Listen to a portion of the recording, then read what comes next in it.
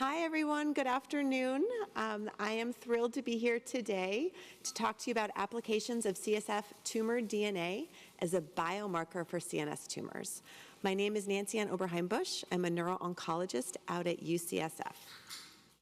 So as we all know, there is a huge unmet need for patients with CNS metastases and primary brain tumors to have a better way for us to both diagnose and monitor response to treatment. And you all know that it's very difficult to biopsy patients many times if they have a brain met or a primary tumor in certain locations. So if we had an alternate way to be able to test for tumors in the CSF in a non-invasive way, that would be really useful. And in fact, over 100 people surveyed in neuro-oncology, medical oncology, neurosurgery said if they had such a tool, it would change their clinical practice. So I am here today to talk to you about such a tool. And just for my disclosures, I have a consulting fee for TLIX as well as Belay. Okay, so why should we interrogate biomarkers of the brain? We all know that cancer is a moving target, and brain metastases can have distinct mutational profiles compared to primary sites of disease, which then can result in novel targets, but also changes in critical biomarkers when the tumors go to the CNS. The genetic changes can occur to a variety of pressures, including basic clonal evolution. The impact of our therapies can actually change these biomarkers. And of course, the tumor microenvironment in the CNS will be very different than the primary site. So metastatic disease, which can survive in the environment of the brain, will be highly selected for. Summarized here are a few key statistics that suggest that the biomarkers in CNS are different than those in the primary sites and why it would be important to know this about our brain mets patients. So for example, there's significant EGFR mutation discordance between brain mets and primary non-small cell lung cancer, and studies range discordance from 19 up to 67%. In primary melanoma patients, there can be a loss of the BRAF mutation when it goes to the brain, and some studies suggest that up to 7% of patients will lose their BRAF mutation. Again, this would suggest that BRAF-targeted therapy would not be sufficient to our patients with brain mets. Also in primary breast cancer, there's high discordance in key biomarkers. So in estrogen receptor, there can be a discordance from 14 to 29%, in progesterone receptor, 4 to 44%, and in HER2, 2 to 24%. Additionally, recent studies have shown that discordance between primary breast cancer and brain mets results in a subtype change in up to 23% of patients. So again, this is suggesting to us that these tumors, when they go to the CNS, are different, and they may have different targetable agents that we can use. Additionally, we can look at loss of PTEN. So PTEN has been shown to be a critical factor in brain cancer metastasis to the brain parenchyma. So if you're seeing the development of PTEN, that may be something that would be very interesting to you to follow to make sure they're not developing brain mets.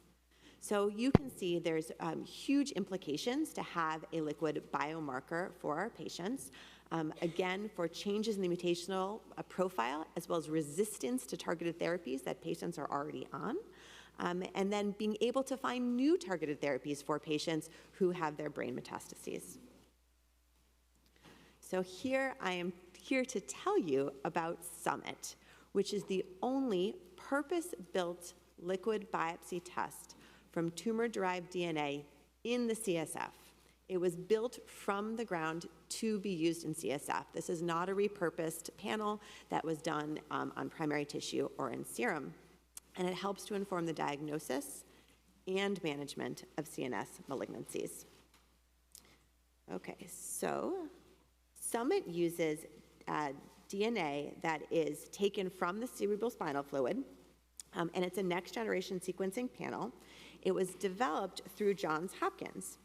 So this is going to show you the 112 hotspots in the 32 genes that are assayed by the Summit panel. There are genes here that are key for understanding primary brain tumors. We have IDH1, we have IDH2, we have H3F3A. We have genes that are important for CNS lymphoma, like MYD88 and CD78B. But you're also going to find on this panel multiple genes that are important for metastatic disease. For example, we have BRAF, which can be very important in melanoma. We have TP53, which is known to drive metastatic disease.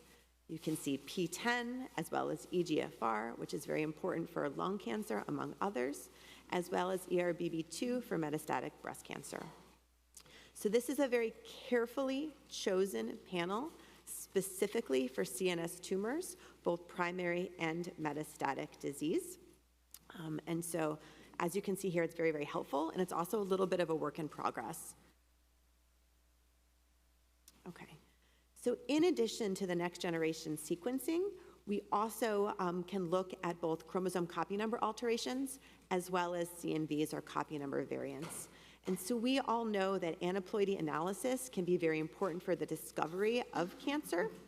And so Summit uses assays arm-level chromosomal loss or gain via low-pass whole genome sequencing alongside of the duplex sequencing performed on the next generation sequencing gene panel. Understanding aneuploidy can provide insight into genetic instability in the patient's disease and can even be predictive of the presence of neoplasm if alterations are found. Additionally, we all know that CNVs are also critically important for secondary disease, and this is an active area of development for Belay as they expand and improve their offering for multiple different kinds of patients. Very recently, ERBB2 copy number analysis was validated and added specifically to help our breast cancer doctors and patients to see about potential brain mets disease and therapeutic implications of CNS mets from brain cancer. Also coming in the pike and almost ready for prime time, we have copy number variants for EGFR, which can be extraordinarily helpful for lung cancer as well as other cancers, as well as CDKN2A and 2B. So this is really exciting. So it's not just a next generation sequencing panel. You're getting chromosome copy number alterations as well as CNVs off the CSF. All right. Now, a test is only as good as its validation, its sensitivity, and specificity. So Summit has done a great job to validate this test. So they had 124 patient samples that were used, that were given to Summit, to Belay through Johns Hopkins. And these patients were either people that did not have any evidence of cancer, or they had an evidence of cancer and had matched samples from the CNS, which is really important that you're looking both at paired samples as well as people who do not have any evidence of cancer at all. So for CNS diseases, the cohort included astrocytomas, glioblastomas, medulloblastomas, gliomas, and other CNS tumors. There were also 19 patients with metastatic disease. And when comparing across the entire population included in the study, Summit displayed an interesting industry-leading clinical sensitivity of 90% and a specificity of 95%. This came with very low false positive rates. So we only had 3 patients with a false positive, 2 in patients with trigeminal neuralgia, and 1 in a patient with normal pressure hydrocephalus. And then they had 7 false negatives, and those were seen in patients with metastatic melanoma, high-grade pineal parenchymal tumors, astrocytoma with pyloid features, and glioma and glioblastoma.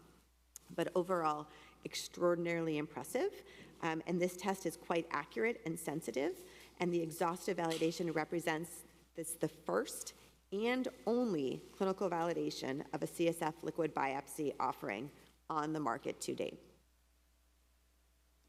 So I just want to highlight how diverse and representative this clinical validation cohort really was. So in the non-cancer patients, we had multiple different neurologic diseases, 37 patients with trigeminal neuralgia, we had patients with Chiari malformation, hydrocephalus, meningitis, and then several normal patients without any kind of neurologic disease. There were 6 patients with astrocytoma, 18 patients with glioblastoma, with a caveat that 4 of those were actually IDH mutant grade 4 astrocytomas. In the category of glioma, there were 6 patients with high-grade glioma not otherwise specified, and diffuse midline glioma, 7 patients. 7 patients with medullo, and again, the 19 patients with metastatic cancer. And those included lung, breast, colon, skin and lymphatic with diffuse large cell B-cell lymphoma, and there was one patient that did not have a known primary. In the other category, we had some very rare tumors, pineoblastoma, rhabdosarcoma, the high-grade pineal parenchymal tumor, and malignant neoplasm of the brain, not otherwise specified. So really quite a diverse validation cohort, which I really think this makes it even more powerful. All right, so I just told you about the next generation sequencing. It's called Summit. So Belay also has a secondary test that you can select called Vantage. And this is actually a test for MGMT methylation within the CNS. And many of you, I know, are mainly interested in metastatic disease, but if you're also a primary neuro-oncologist, you know how important it is to know MGMT methylation status for our patients to predict their behavior to alkylating agents. So this is helpful because if patients are not able to get a brain biopsy or have a surgery, you can actually test their MGMT from their CSF. It's less invasive.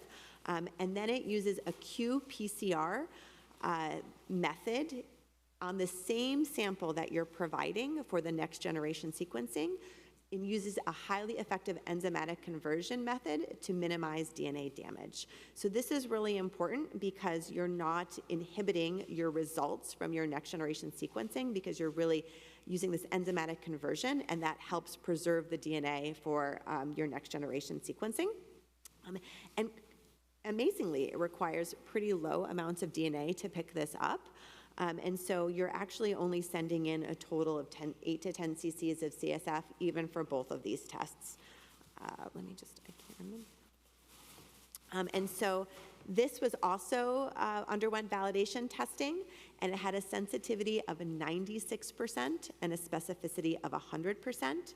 A few highlights of this: it looks at 12 different CpG sites on the MGMT promoter, which is better than most other commercially available MGMT testing, which is usually 4 to 8. So it is quite a good test and can be very helpful.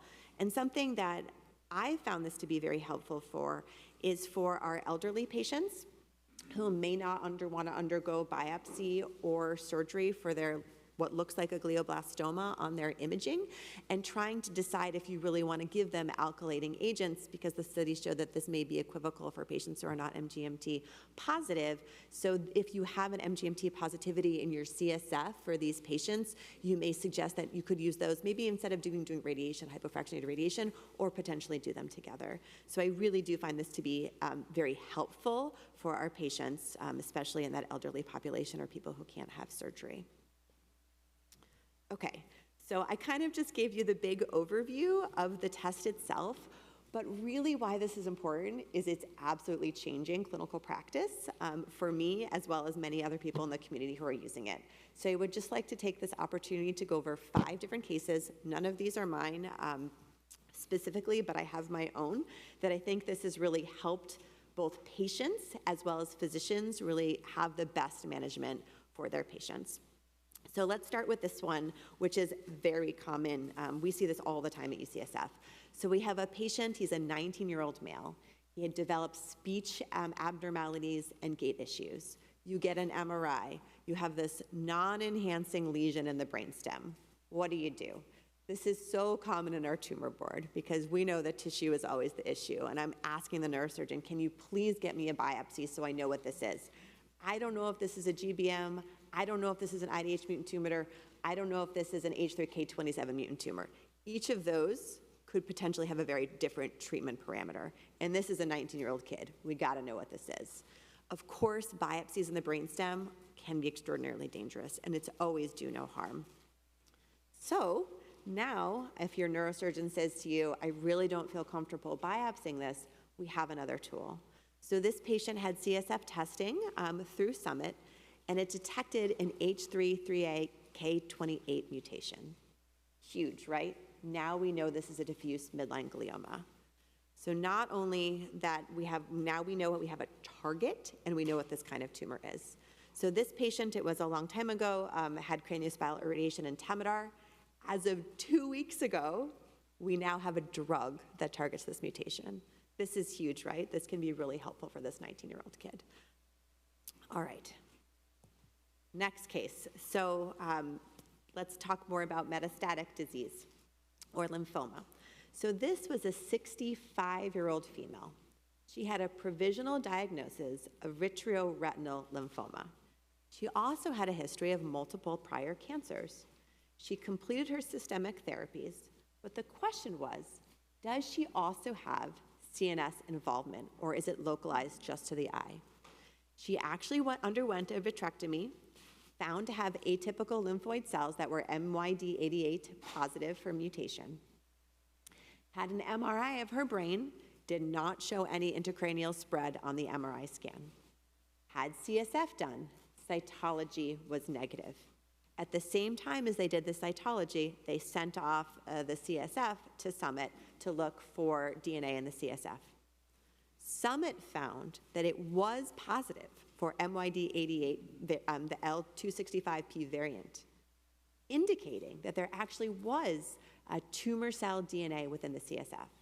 Under normal circumstances, there's minimal to no DNA in the CSF, so this is really important. There are cancer cells there. This case was sent to a tertiary center tumor board, and they said this was enough for them to treat with systemic low-dose methotrexate instead of just doing localized therapy into the eye.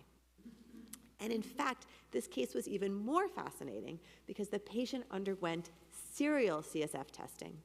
And what they found is that with that systemic therapy, the presence of the MYD88 declined over time. So you could actually follow this and see the response to therapy.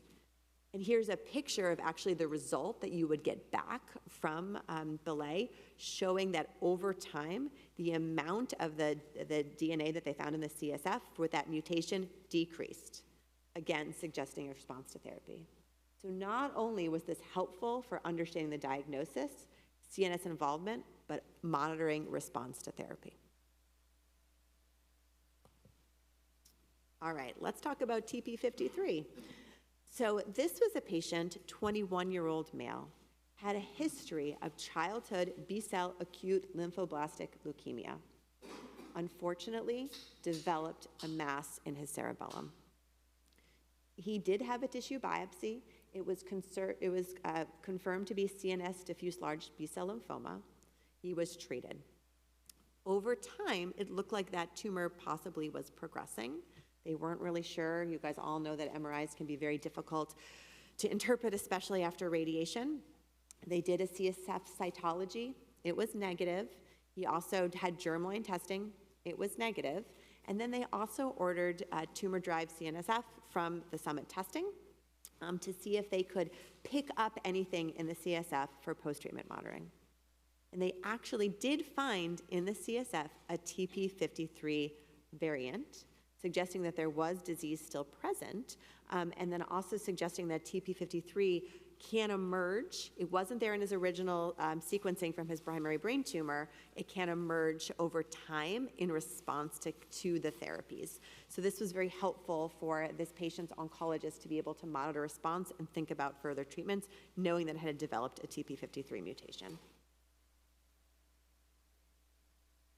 All right, another one that's a little bit near and dear to my heart is leptomeningeal disease.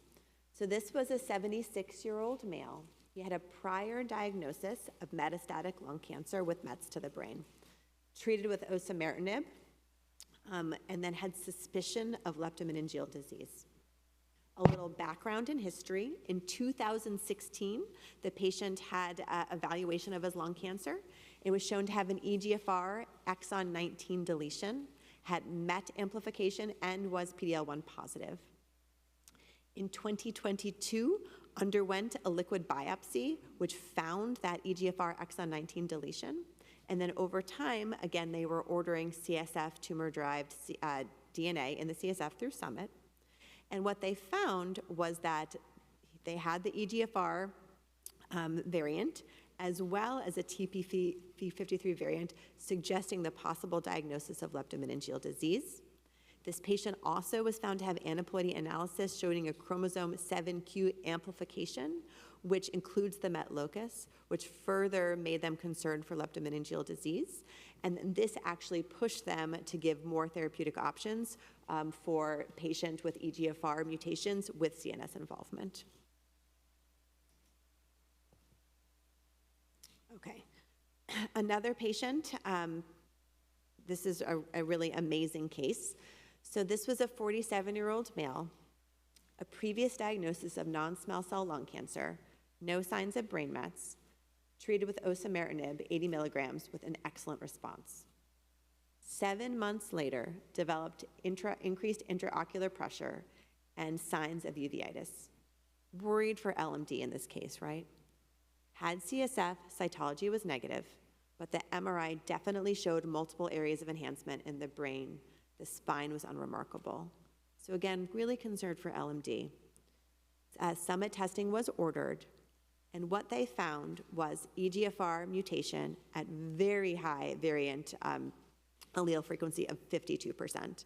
And I had mentioned before, normally you would see almost no DNA in the CSF, but this was extraordinarily high, concerning that this patient really did have LMD. They bumped up the dose of osimertinib to 160 milligrams, and this led to significant improvement in the symptoms, normalization of the intraocular pressure after 28 days of treatment, and at 8 weeks, the MRI looked like almost completely back to normal. The LMD had resolved. So this was really important to be able to find this EGFR mutation, to treat it appropriately with the correct dose of osimertinib, and really improved this patient's clinical outcome. And if anybody's really interested in learning more about this case, this was published just recently in June as one of the first case reports written about using Summit to actually define treatment parameters. Okay, so in conclusion, Summit is an extensively and robustly validated assay which was purpose-built for CSF liquid biopsy. It is the only NGS test with published, peer-reviewed analytical and clinical validation with matched tissue and CSF samples. It really can enhance diagnostic accuracy, tumor classification, predictive prognosis, and treatment selection. It's capable of detecting genomic variants from tumor DNA and CSF when other standard measures are either contraindicated or yield no actionable insights. And I think these cases presented highlight the utility of the CSF analysis via Belay Summit in real patient cases of both primary and secondary CNS cancers. So I think this has been very helpful for informing and refining diagnosis and management, and also can be used longitudinally to monitor patients over time. So just a few final thoughts. I personally think that this is a really exciting, powerful tool to help us understand CNS cancers and give better precision diagnostics for our patients. I was sold when my first case actually was a patient who had a midline glioma, very large, non-enhancing tumor that was originally treated without biopsy with radiation and chemotherapy, and the patient progressed 3 years later. I didn't have a tissue diagnosis. I didn't know what this was. I asked the neurosurgeons, can you please get me tissue? They said, this is way too dangerous, Nancy Ann. I sent next generation sequencing through Belay testing, and the patient had an IDH mutation. And I actually put this patient on vorasidenib, and the tumor is shrinking. So pretty darn amazing that we can find this in the CSF and be able to give our patients new treatments that we wouldn't otherwise be able to. And so this technology will empower the next generation of CNS cancer care by allowing less invasive interrogation for easier and safer NGS profiling, and makes it available to more patients. Precision is really not optional for our patients. We need to know what we're treating. And I think this tool really has a great validation set behind it to help precision diagnosis. So with that, I will take any questions. Thank you very much.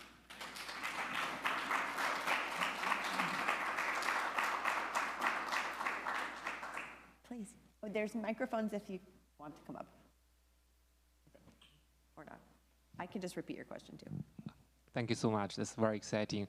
Can I ask a very quick question about the histone 3 diffuse midline glioma case? Like how, in terms of validation, accuracy, like a false positive, false negative kind of a rate, what kind of a confidence can I ask you may have? For example, if we have a patient is positive in your test, like how much confidence in terms of true positive? I think if it's positive, I think that you should have absolutely high confidence that that's the accurate diagnosis. There was very low non-cancer false positive rate, and the specificity was 95%. The H3K27 mutant tumors were actually clumped in the glioma group here. In this group of the 92%. This included the H3K27 mutant tumors as well as diffuse gliomas not otherwise specified, so it's a little bit of a hard category, but I would say this is more than 92%. Thank you so much. And it's a really easy test. So lumbar puncture, they need about 10 cc's of fluid. They always say the more is better, but you can send about 10 cc's of fluid. Okay, 6. Minimum of 6. I try to send 8, like I fill up 1 tube, and you just drop it into FedEx packaging and send it off to them. So you don't need any processing, you don't need to like freeze it, you don't need to do anything, and the turnaround time is so rapid. So actually for the next generation sequencing, you can get the test results back in 7 days, and I can tell you that's actually accurate. For the Vantage, if you're just doing the MGMT, that's actually faster. You can get that back in 2 to 3 days, but if you're doing both, it's about 7 days. So personally at UCSF, it takes me 4 to 6 weeks to get my next generation sequencing back, a similar amount of time for my MGMT methylation testing, so this is much more rapid.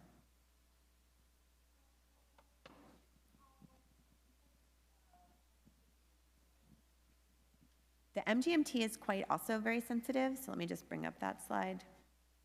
So it's 96% sensitivity for the MGMT testing and 100% specific.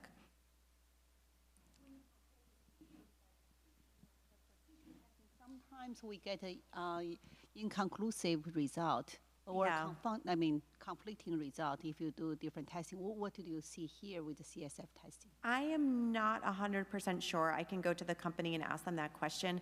I think the product of that is, as you guys know, MGMT is tested differently everywhere, and not everybody always uses the same CPG sites. And so there is pretty diverse MGMT testing across different places. Personally, this tests a lot of CPG sites, so I think if you're getting a positivity, it's probably quite accurate. But I don't know if they've tested it across other groups. No, yeah.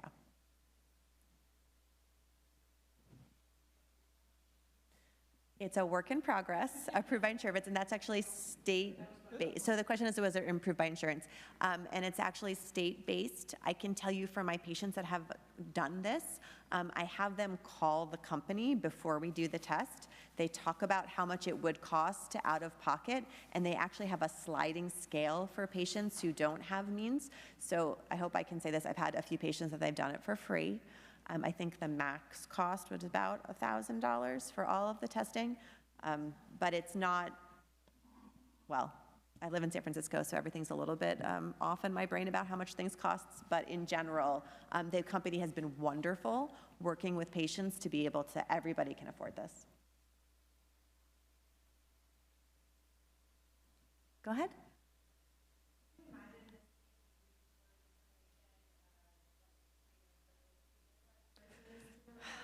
I would love that. This is like something that I deal with on a daily basis, is this treatment effect, is this tumor. I don't know yet about the radiation necrosis impact, but I do think we might be able to use this as response to therapy. So I think if you're seeing IDH drop, H3K27 drop, I think that would be helpful. I just don't know yet about whether or not you can really tell the difference between radiation injury versus tumor progression here. But if you were to follow this and you saw a spike, that would potentially suggest that it's progression and not radiation. So I personally have not done longitudinal analysis with any of my patients yet, but it's something I'm definitely very interested in doing to see how that kind of pans out. Of course. I noticed in your slides that on the false negatives, melanoma was one of the false negatives, metastatic melanoma, and then on your other slide we had 19 cases that were other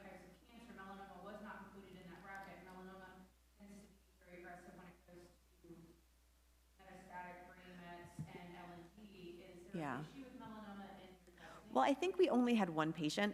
Metastatic cancer, it was skin in one patient, so we only had one. So I think it's really hard to make any clear assumptions about melanoma with just one patient.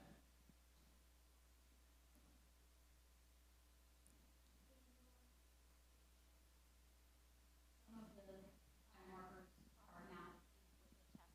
So patients that already have had known have an ALK, ROS, and now have developed LMD, would they still be candidates to be tested? So you can definitely always test and look at the panel. And then I also would encourage you, if you had a known mutation that was not on the panel, to reach out to the company themselves. I know they've worked with some of our pediatric colleagues to look for very specific BRAF mutations and fusions. And so they've been really kind to potentially do that, not necessarily as part of the panel, but on a research basis. And then I would also say the panel is a work in progress. I mean, we're hearing feedback about breast cancer, we're working on CNVs, so if there are things that you feel like would be really clinically important, the company's been very receptive to feedback about changing the panel over time to make it the best tool possible. Thank you.